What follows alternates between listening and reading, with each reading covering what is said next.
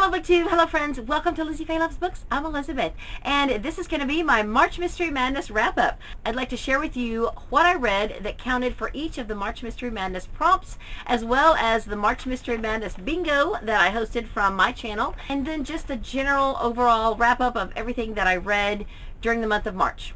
I've already had to return several of my books to the library, so I think it's just going to be easier if I just read you what accounted for each prompt, and I will show you a picture of each book while I'm telling you, and I think it will go a lot easier that way.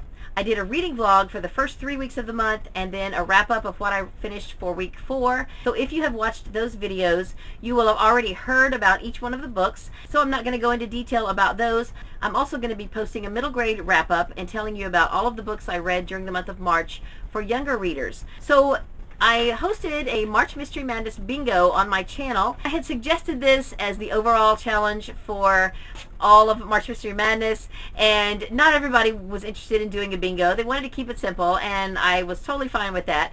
So what I did for my bingo card is I took the main 4 prompts for March Mystery Madness, and I made those the first line of the bingo so that the bingo would overlap with the main prompts. I didn't want it to be completely in addition to the main prompts. So if you did all 5 of the prompts, then you completed one line of March Mystery Madness bingo, whether you knew it or not. And so the first challenge was old, and I read Bowled Over by Victoria Hamilton. The second challenge was Again, and I read and listened to several books again. For this challenge, I counted the first 3 books of the Jamie Quinn mystery series by Barbara Venkataraman. They were Death by Didgeridoo, The Case of the Killer Divorce, and Peril in the Park. I also reread Muppet Sherlock Holmes, and I listened to From the Mixed Up Files of Mrs. Basil E. Frankweiler again. So all of those could count, but I guess the first 1 or 2 of the Jamie Quinn mysteries would be my official one for the Again prompt.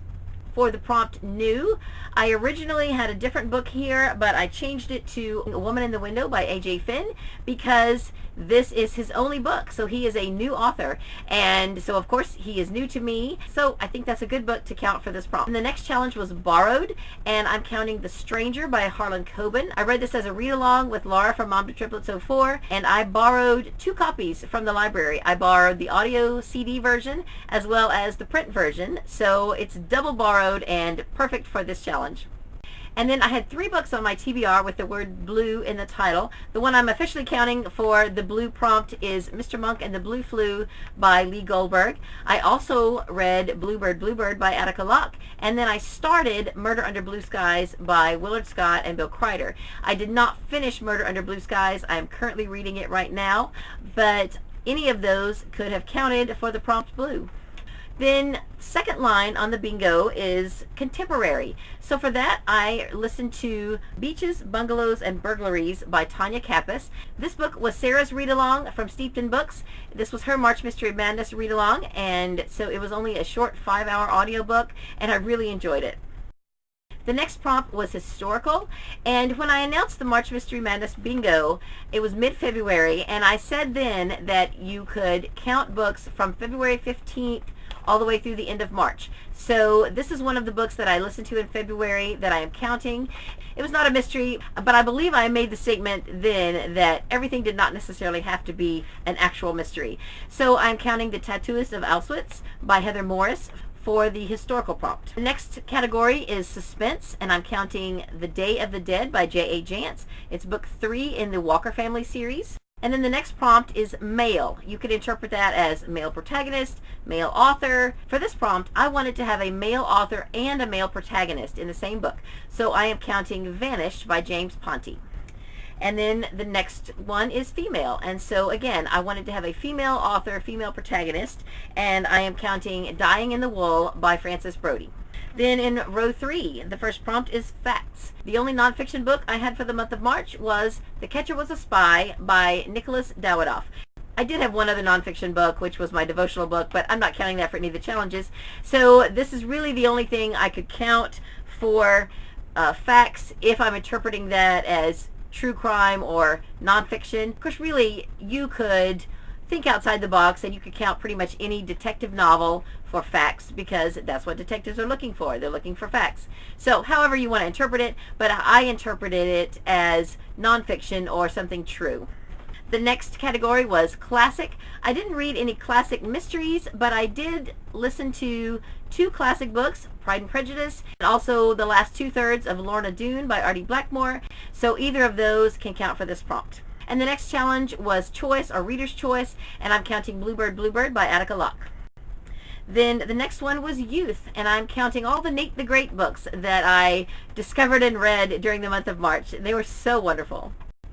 And then the last one in that row is romance. Now, originally I was thinking romantic suspense, but I didn't specify that, so really any romance can count for that. And I listened to Betting the Rainbow by Jodie Thomas. Then the beginning of the next line is medical, and I am counting a book that I read in February. It was also for the Book One Cozies Club, called Murder on Astor Place, and it is a historical novel, but the main character is a midwife, so I am counting that for medical. And then legal is the next prompt, and of course the Jamie Quinn mysteries could count, but I'm counting those for again.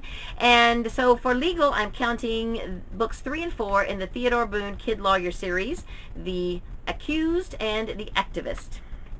And then the next prompt is sports. I had another book picked out for this that I didn't get to, but there was some sporting activities going on in Peril in the Park by Barbara Venkataraman, and even though I had already counted all 3 of those books for again, I really only need 1 per prompt, so let's just say book 1, maybe 1 and 2 were for again, and let's move Peril in the Park, which is book 3, down to the sports category.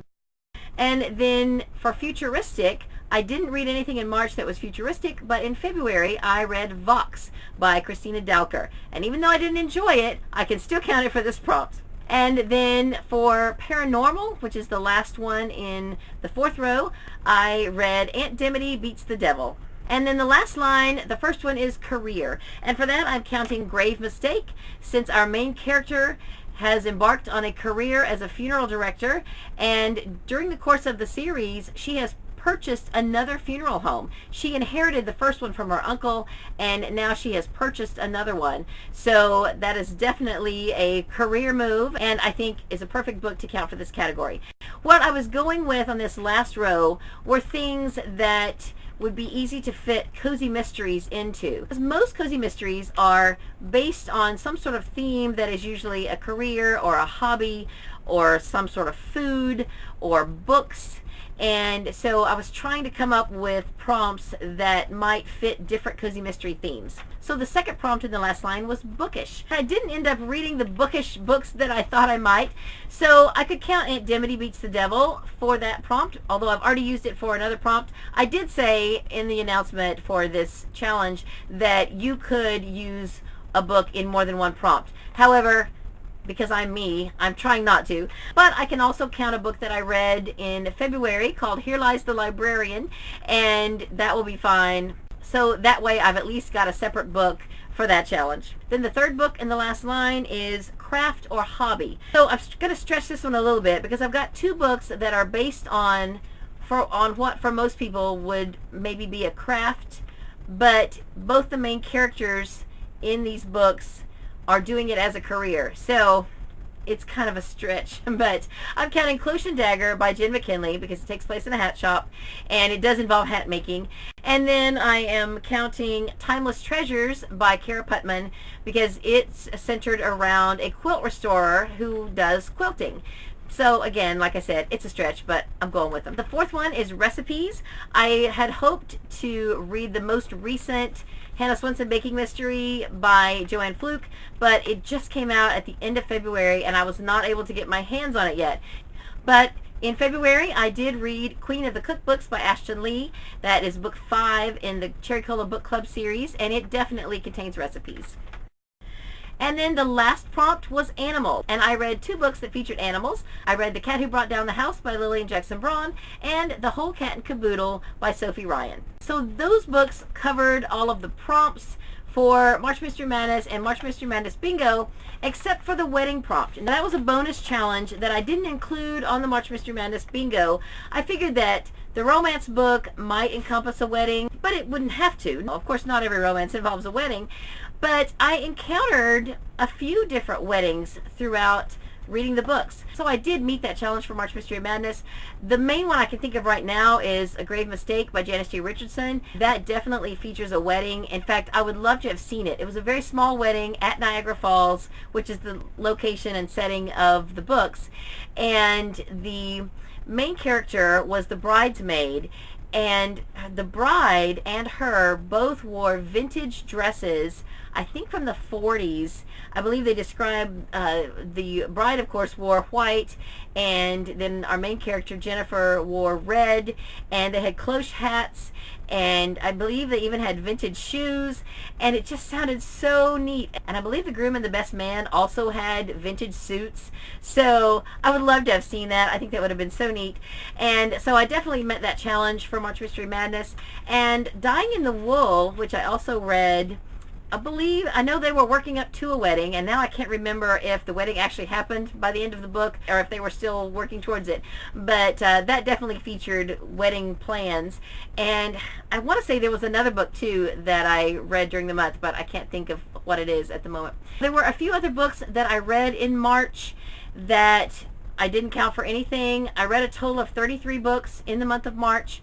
So I will list all of the books below, which ones counted for each prompt, and then all of the rest of them below that if you want to see the list of everything that I finished in the month of March. And then also I participated in March of the Mammoths. So the book Lorna Doone by R.D. Blackmore was over 800 pages, and so I'm counting that for March of the Mammoths challenge. Even though I read the first 300 pages in the month of February, I'm still counting it. And then some of my books were, of course, middle grade, which count for middle grade March. And as I mentioned before, I'm going to do a separate video for the books I read for younger readers and talk about those a little bit and give some recommendations for next year. Because if you want to participate in March Mystery Madness next year, and you also want to participate in middle grade March, I've got some really good recommendations for middle grade mysteries. So that is all for this video. I hope you're having a great day. Read a good book, and God bless you.